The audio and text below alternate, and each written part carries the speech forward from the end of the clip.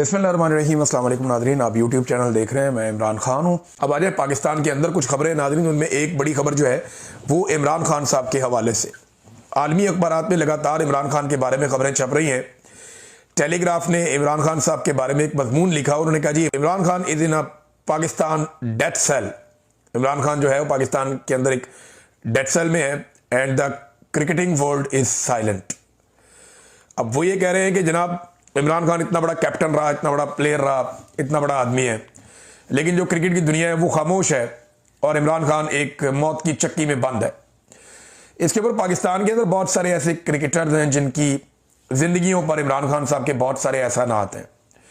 यानी वो कभी भी शायद क्रिकेट में ना आते और उनके इतने बड़े नाम ना होते अगर इमरान खान साहब उनको मौका ना देते या उनको इमरान खान साहब लेकर ना आते। बहुत सारे ऐसे लोग हैं जिनको रिजेक्ट कर दिया गया था और सेलेक्टर ने कहा था ये कभी क्रिकेट नहीं खेलेंगे, लेकिन इमरान खान साहब को उनके अंदर कुछ नजर आया और उन्होंने उनको टीम में शामिल किया, उनको मौका दिया। आज वो लोग भी नहीं बोलते बदकिस्मती से। तो इमरान खान साहब के लिए आवाज़ क्रिकेटिंग वर्ल्ड से नहीं उठ रही, इस बारे में भी ये टेलीग्राफ ने लिखा। उसके अलावा अल जज़ीरा ने एक डॉक्यूमेंट्री बनाई इमरान खान साहब के बारे में। उस डॉक्यूमेंट्री में अल जज़ीरा ये बताता है कि इमरान खान जो है वो नैरेटिव का बादशाह है पाकिस्तान में। यानी सब कुछ ही करके देख लिया। पाकिस्तान की मिलिट्री रिजीम ने इमरान खान साहब को जेल में बंद किया, उनका चेहरा नहीं देखा जा सकता, no one can see him. और बात सिर्फ इतनी सी है कि out of sight out of mind, कि जो आदमी आपको दिखाई नहीं देता वो आदमी आपके दिमाग में नहीं आता, उस आदमी को आप भूल जाते हैं। तो इतनी सी बात है और इसको वो कोशिश कर रहे हैं पाकिस्तान में इंप्लीमेंट करने की कि इमरान खान की आवाज़ भी कोई ना सुने, उसकी शक्ल भी कोई ना देखे।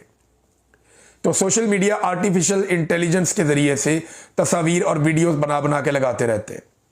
वो इमेजिन करते रहते हैं, लोगों से पूछते हैं, जो लोग इमरान खान साहब को मिलने का जिन्हें मौका मिलता है उनसे पूछते हैं कि इमरान खान कैसा दिखाई देता है, क्या मामलात हैं। फिर उसके मुताबिक वो इमरान खान को पोर्ट्रे करते हैं, इस पे आर्टिफिशियल इंटेलिजेंस पे डिस्क्राइब करते हैं, कोई ना कोई वीडियो, कोई ना कोई तस्वीर बनाकर निकालते हैं।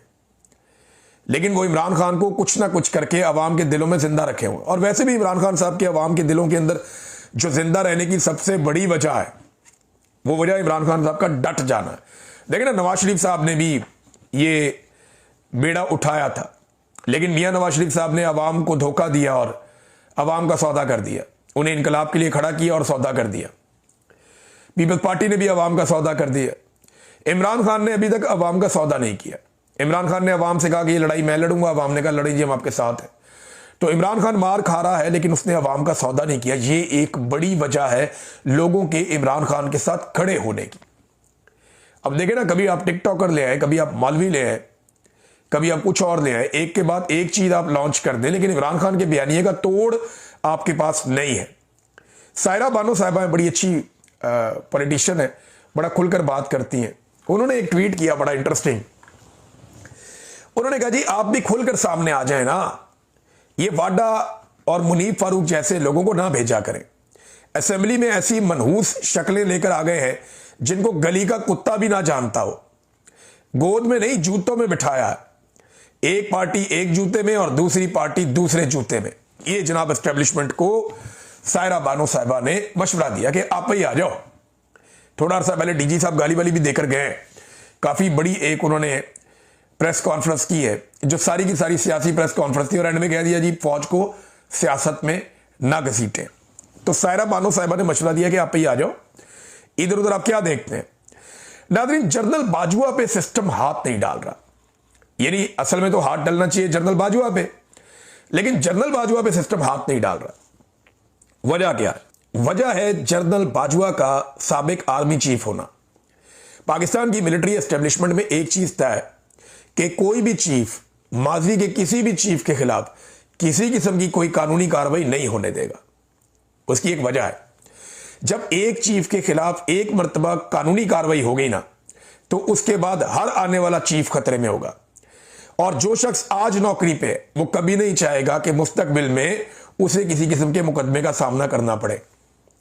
ये है सादी सी बात। और इसका आप अंदाजा यहां से लगा लेना कि आसिम मुनीर साहब ने तो इस्तिस्ना तक कबूल कर लिया कि फ्यूचर में मुझे कोई मुकदमा मेरे सामने ना आ जाए। तो क्या जनरल बाजवा के खिलाफ केस नहीं चलेगा? تو سادی بات یہ ہے کہ جب تک عوام نہیں چاہے گی نہیں چلے گا، وہ عوام کو ڈنڈے کے ساتھ ہی چلانا پڑے گا. کیونکہ جنرل باجوہ نے اپنے منہ سے کہا اور میں نے اپنے کان سے سنا. جنرل باجوہ نے کہا کہ آپ لوگ فوج کے نظام کو نہیں سمجھتے. بے شک میں ریٹائر ہو گیا ہوں لیکن فوج میرے اوپر کبھی بھی کوئی مقدمہ نہیں ہونے دے گی. یہ ایک سیٹ پیٹرن ہے. آرمی چیف ہمیشہ محفوظ رہتا ہے اور کوئی آرمی چیف پچھلے آرمی چیف کے اوپر کسی قسم کا مقدمہ نہیں ہونے دیتا. آپ اس سسٹم کو نہیں سمجھتے. یہ بات جنرل باجوہ نے کہی اور میں نے اور میرے ایک اور دوست نے اپنے کان سے سنی. فون پہ وہ بات کر رہا تھا، میں سن رہا تھا اور میں نے یہ سارا کچھ سنا. اب معاملہ یہ ہے کہ ہر کوئی اپنے بڑے کی قربانی دے دیتا ہے. پولیٹیکل پارٹیز جو ہیں اپنے لیڈروں کو جیلوں میں جانے دیتے ہیں. پولیس کا کوئی آئی جی ہے اس کو اٹھا کے جیل میں ڈال دو، ہو جاتا ہے. ہر محکمے کا بندہ، ہر جگہ کا بندہ وہ جیل جا سکتا ہے لیکن آرمی چیف نہیں جا سکتا. اس پہ کیس نہیں ہو سکتا. وہ اپنا آدمی بچاتے ہیں.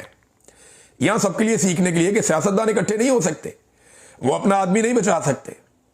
اب دیکھیں فیض حمید کی سزا کو نا میں ایک ڈائیورژن کے طور پہ لے رہا ہوں. مثال کے طور پہ آپ چیزیں دیکھیں نا کیا کیا ہو رہی ہیں کہ اصل مسائل سے توجہ ہٹاؤ. کبھی D G I S P R ایک سیاسی پریس کانفرنس کر کے چلے جاتے ہیں، پھر ایک پریس کانفرنس کا تسلسل شروع ہو جاتا ہے گالم گلوچ کا پورے پاکستان میں. پھر فیض حمید کے حوالے سے ایک متنازع پریس ریلیز آ جاتی ہے جس میں دعویٰ یہ کیا جاتا ہے کہ سیاست میں مداخلت میں سزا دی گئی ہے، حالانکہ بعد میں بتایا جاتا ہے کہ نہیں دی گئی. پھر گورنر راج کی دھمکیاں آ جاتی ہیں. پھر عمران خان صاحب کی جیل میں موت کی جعلی خبریں چلا دی جاتی ہیں. پھر جناب باہر سے بندے اٹھا کر محسن نقوی پاکستان لے کر چلا جائے گا، یہ چورن بیچ دیا جاتا ہے. عمران خان کی بہنوں پہ تشدد. ہر تھوڑی دیر کے بعد ایک نئی ڈائیورژن پاکستان میں لگائی جاتی ہے. وجہ کیا ہے کہ اصل مسائل سے توجہ ہٹائی جائے. مسائل کیا ہے؟ مسائل ہے جناب کہ استثناء پہ کوئی بات نہ کرے، ہونی نہیں چاہیے بات. فوج کی جو رکی ہوئی تعیناتیاں ہیں نئی آئینی ترمیم کے بعد اس پہ کوئی بات نہ کرے. گرتی ہوئی معیشت اور مہنگائی کے اوپر بات نہ کی جائے. بڑھتی ہوئی دہشت گردی کے اوپر کوئی سوال نہ اٹھائے. اور گورننس میں جو فلاز ہیں، جو بالکل ناکامی ہو گئی حکومت کی، اس کے اوپر کوئی بات نہ کرے. لہذا ہر دن کوئی نہ کوئی ڈائیورژن دو اور اس کو 2-3 دن گھسیٹو، پھر ایک نئی ڈائیورژن لگاؤ. توجہ ہٹاؤ پالیسی، یہ ہے معاملہ. لیکن خبر یہ ہے اچھا جنرل باجوہ کے بارے میں ایک چیز یاد رکھیے گا کہ بہت سارے لوگ بولنا شروع ہو گئے، رانا ثناء اللہ، خواجہ آصف اور کچھ اور لوگ پی ایم ایل این کے. وہ کہتے ہیں جنرل باجوہ قصوروار تھا، اس نے کیا، اس نے بیڑا غرق کیا، سیاست کے اندر مداخلت کی. تو اگر سیاست میں مداخلت پہ فیض حمید کو سزا دے رہے ہو تو جنرل باجوہ کس قید کی مولی ہے، اس کو کیوں نہیں دے رہے؟ ندیم انجم کہاں ہے، اس کو کیوں نہیں سزا دے رہے؟ اس نے تو سیاسی مطالبات میرے سے کیے تھے، میں آئی ایس آئی کی قید میں تھا، میرے سے سیاسی مطالبات کیے تھے. ندیم انجم کو پکڑو، اس کو بھی سزا دو، اس نے بھی سیاست میں مداخلت کی ہے، دو نا سزا. کیا جنرل عاصم منیر نے نہیں کی؟ کیا موجودہ جو D G I S I انہوں نے نہیں کی؟ سب نے کی سیاست میں مداخلت. اور جو مداخلت آج ہو رہی ہے اس سے پہلے کبھی نہیں ہوئی. رانا ثناء اللہ نے کہا جی مجھے تو فیض حمید نے نہیں، جنرل باجوہ نے مجھے جیل میں ڈالا تھا، جنرل باجوہ قصوروار تھا مجھے جیل میں بھیجنے کے لیے. تو ڈالو نا پھر جنرل باجوہ پہ ہاتھ، پکڑو باجوہ کو، پتہ لگ جائے گا کہ آپ کتنے پانی میں ہیں. کیونکہ فوج اپنے چیف کے خلاف ایسا کچھ نہیں ہونے دے گی. اور یہ بات جنرل باجوہ نے کلیم کرتے ہوئے کہی اور میں نے خود سنی. اب بات ہو رہی ہے نا ان مسائل پہ جن سے توجہ ہٹانے کی کوشش کی جاتی ہے. تو یہ دیکھیں آپ، سرمایہ کاری میں زوال کا ایک نیا ریکارڈ قائم ہونے کا خدشہ پاکستان میں پیدا ہو گیا ہے.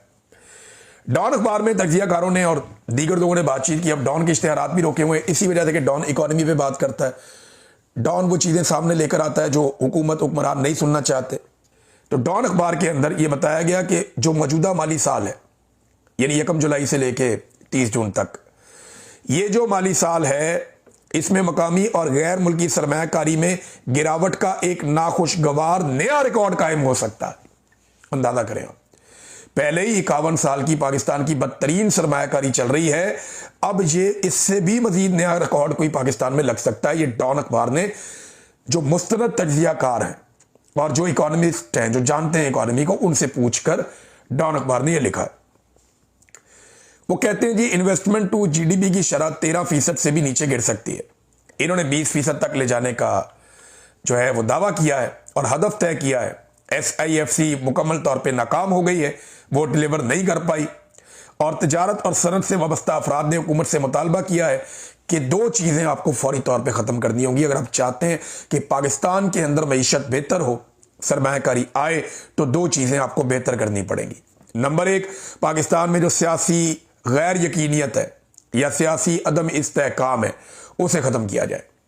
دوسرا، وہ یہ کہتے ہیں کہ پاکستان میں دہشت گردی کے جن کو بوتل میں بند کیا جائے۔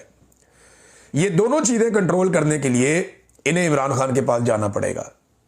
سیاسی عدم استحکام رہے گا جب تک عمران خان صاحب کو دیوار کے ساتھ لگا کر رکھا جائے گا۔ وجہ یہ ہے کہ وہ پاکستان کا سب سے مقبول پولیٹیکل لیڈر ہے۔ دوسرا، دہشت گردی کے خلاف لڑائی کو اگر آپ نے جیتنا ہے تو آپ نے کنسنسس ڈیولپ کرنا ہے، اور وہ فارمولا سب سے بہتر عمران خان صاحب کا ہے، کیونکہ خیبر پختونخوا کی جو پاکستان تحریک انصاف ہے انہوں نے باقاعدہ ڈیٹا جاری کیا 2 دن پہلے۔ انہوں نے دکھایا کہ پچھلے 25 سال میں سب سے بہترین حالت خیبر پختونخوا میں دہشت گردی کے حوالے سے عمران خان صاحب کے دور حکومت میں تھی۔ کیوں؟ کیونکہ پالیسی بہتر تھی۔ تو وہ پالیسی آپ کو عمران خان صاحب کے ساتھ بیٹھ کے یا ان کی ٹیم کے ساتھ بیٹھ کے آپ کو بنانی پڑے گی، ادروائز آپ انہی چیزوں کو برداشت کرتے رہیں گے اور پاکستان میں ایک کے بعد ایک ریکارڈ لگتا رہے گا۔ حکومت نے پیٹرولیم لیوی میں بھی اضافے کا ناظرین فیصلہ کر دیا۔ پھر بڑھاؤ قیمتیں، دنیا میں کم ہو رہی ہیں، یہاں قیمتیں بڑھ رہی ہیں پیٹرول کی۔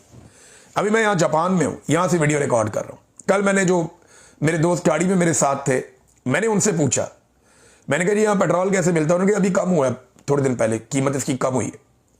کتنی کم ہوئی ہے؟ کافی زیادہ بتائی انہوں نے۔ پوری دنیا میں پیٹرول کی قیمتیں کم ہوتی ہیں، پاکستان میں لیویاں بڑھ جاتی ہیں، اور وجہ کیا ہے کہ جو گردشی قرضے ان کی شریف خاندان کی پالیسیز کی وجہ سے، یہ جو گند انہوں نے مارا ہوا ہے پاکستان کی انرجی پالیسی میں، وہ اس کی وجہ سے جو گردشی قرضے چڑھ رہے ہیں، ان گردشی قرضوں سے جان چھڑانا ہی تو یہ پیٹرول مہنگا کر دو جناب، نکالو عوام کی جیب سے پیسہ، اپنے اخراجات کم نہیں کرنے انہوں نے۔ ناظرین، مولوی بہت بری طرح پھنسے ہوئے ہیں، بار بار بیچارے دے رہے ہیں صفائیاں کہ جناب ہمارا کوئی قصور نہیں ہے، ہم تو یہ بات کر رہے تھے، ہم تو وہ بات کر رہے تھے۔ لوگ تنقید کر رہے ہیں بہت زیادہ۔ ایک اور عالم دین ہے مفتی طارق مسعود صاحب پہ، میرے بڑے پسندیدہ ہیں، وہ بڑا اچھا بولتے ہیں، بہت ساری چیزیں بڑی مزے کی بولتے ہیں۔ اور ناصر مدنی صاحب ہیں، میں ان کو بھی سنتا ہوں، یہ بڑا انٹرٹین بھی کرتے ہیں نا یہ لوگ، انٹرٹینمنٹ کے پوائنٹ آف ویو سے، نالج کے لیے تو اور بہت سارے لوگ بھی ہیں، یہ لوگ بھی ہیں، تو بعض باتیں بڑی معقول بھی کرتے ہیں۔ غالباً استثناء کے حوالے سے بھی انہوں نے کوئی شاید بات کی تھی ماضی میں، لیکن ان پہ بھی لوگ کہہ رہے ہیں جی بڑی مایوسی ہوئی، بڑی تکلیف ہوئی کہ آپ بھی درباری ملاؤں کے ساتھ جا کر وہاں بیٹھ گئے اور وہاں پہ زمین آسمان کے کلابے ملائے جا رہے تھے۔ تو اچھی بات یہ ہے کہ وہ جو مقابلہ حسن تقریر تھا اس میں مفتی طارق مسعود صاحب کی کوئی ویڈیو سامنے نہیں آئی۔ جن لوگوں کی ویڈیو سامنے آئی وہ صفائیاں ہی دے جا رہے ہیں۔ طاہر اشرفی صاحب ایک کے بعد ایک صفائی دیتے ہیں۔ ایک سوال ہے میرا طاہر اشرفی سے کہ آپ اور آپ کے جو مد مقابل دیگر خوشامدی ملا وہاں پہ موجود تھے، ان سے سوال ہے کہ غیر شرعی اور غیر اسلامی استثناء لینے والی شخصیت کے ہاتھ پر آپ جیسے دین کے محافظ ملا بیعت کر سکتے ہیں؟ سوال ہے چھوٹا سا کہ غیر اسلامی غیر شرعی استثناء رکھنے والی کسی بھی شخصیت کے ہاتھ پر آپ لوگ تو دین کے ٹھیکیدار ہیں نا، کیا آپ لوگ بیعت کر سکتے ہیں؟ بس یہ چھوٹا سا سوال ہے۔ طاہر اشرفی صاحب کا موڈ ہو تو جواب دے دیں، آج کل وہ بہت جواب دینے کے موڈ میں ہے تو میں سننا چاہوں گا۔ عمران اسماعیل صاحب اور محمود مولوی صاحب کی بھی پریس کانفرنس کروا دی گئی اور پی ٹی آئی پہ لائیو دکھا بھی دی گئی۔ بھئی اگر اس لیول تک آنا نا تو ہار ہی مان لیں، یعنی اگر آپ نے ان لوگوں کو لا کر بٹھانا ہے اور پاکستان تحریک انصاف سے چھوڑے ہوئے لوگ جنہوں نے بیچاروں نے بہت ٹائملی پاکستان تحریک انصاف کو چھوڑ دیا تھا، وہ تکالیف برداشت نہیں کر سکے، وہ اپنے منہ سے کہتے ہیں، آج پھر ان کو پکڑ کے زبردستی بٹھا دیا جاتا ہے اور پی ٹی وی پہ لائیو کر دیا جاتا ہے۔ ریزن کیا ہے؟ ادارے کے اندر ریئیکشن ہے 3 چیزوں پہ، ادارے کے اندر 3 چیزوں کے اوپر بے چینی ہے، ریئیکشن ہے، وہ نہیں پسند کر رہے ہیں اسے، یا ناپسندیدگی آپ کہہ لیں، آسان لفظ ہے۔ ادارے میں 3 چیزوں کے اوپر ناپسندیدگی ہے۔ نمبر 1، استثناء والے معاملے کو انہیں اچھا نہیں لگ رہا ادارے میں لوگوں کو۔ نمبر 1، یہ میں آپ کو ذاتی نالج اور بہت سارے دوستوں سے بات کر کے بتا رہا ہوں۔ نمبر 1، استثناء کسی کو پسند نہیں آ رہا۔ نمبر 2، یہ جو D G I S P R نے پریس کانفرنس کی ہے، ادارے میں کسی نے بھی اس کو اپریشیٹ نہیں کیا۔ نمبر 3، جو فیض حمید کے ساتھ سلوک ہو رہا ہے اس کو ادارے میں لوگ سمجھتے ہیں کہ یہ ایک امتیازی سلوک ہے، یعنی سیاست میں مداخلت ہو جائے یا کرپشن ہو جائے یا اختیارات کا ایک غلط استعمال ہو جائے، یہ تو سارے جرنیل کر رہے ہیں جنہیں یہ ڈیوٹیاں ملتی ہیں، تو ایک اکیلے کو فکس کیوں کر رہے ہیں، باقی کیوں نہیں؟ یعنی جنرل باجوہ کو کیوں نہیں فکس کیا، ندیم انجم کو کیوں نہیں فکس کیا، فیض امین سے پہلے والے کو کیوں نہیں فکس کیا، ابھی عاصم منیر صاحب ہے، عاصم ملک صاحب ہے، یہ سارے کیوں بچ گئے؟ بھئی اگر آپ نے ان چیزوں پہ سزا دینی ہے تو سب نے اپنے اختیارات کا غلط استعمال کیا ہے، تو ایک بندے کو کیوں لٹکا دیا گیا؟ یہ ایک سوچ ہے، ایک بے چینی ہے اور ایک ناپسندیدگی ہے ادارے کے اندر، جو مجھے بہت سارے دوستوں نے بتایا 3 چیزوں کے اوپر۔ نمبر 1 استثناء، نمبر 2 ڈی جی کی پریس کانفرنس، نمبر 3 فیض حمید کے ساتھ امتیازی سلوک۔ اور ایک چیز میں آپ کے سامنے اور رکھتا ہوں کہ یہ مولوی جب گئے تھے تو کیا کسی ایک نے بھی پوچھا کہ یہ رضوی برادران کدھر ہیں جنرل صاحب، ان کے بارے میں بتایا جائے؟